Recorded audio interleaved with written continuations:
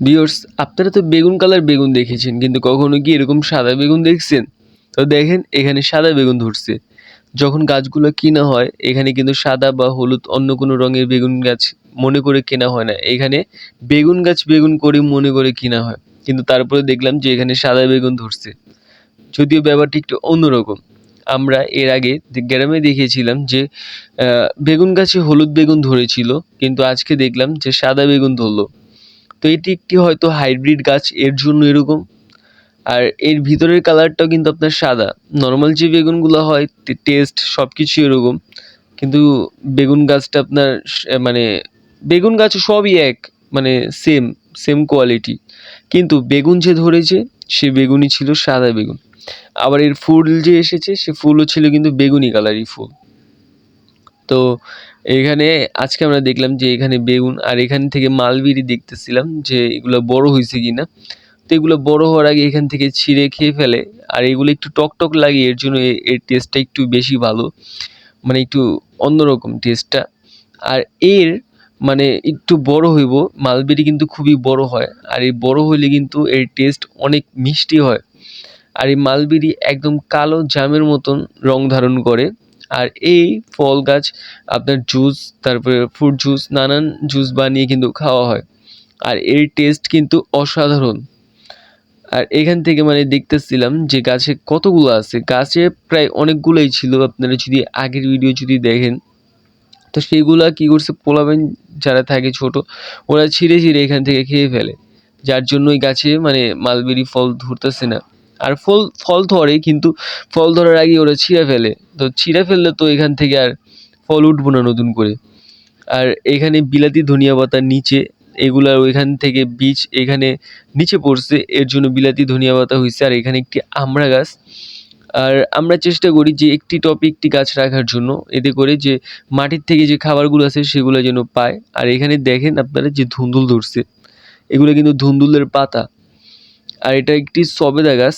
এখান থেকে সবেদাগুলো আরেকটু বড় হবে, যদিও ছোটকালে সবেদাগুলো ছিঁড়ে নেওয়া হয়েছে।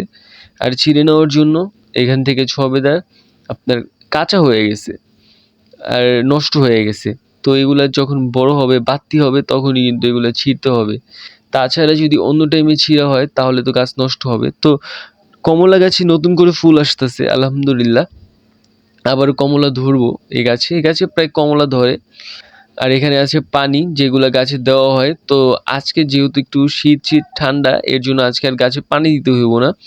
যদি আজকে গাছে পানি দেওয়া হয় তাহলে কিন্তু গাছ পচে যাবে গোড়া। তো এখান থেকে ভেন্ডি কালকে ছিঁড়ে নেওয়া হয়েছে, ভেন্ডি গাছে আরও ফুল আসছে।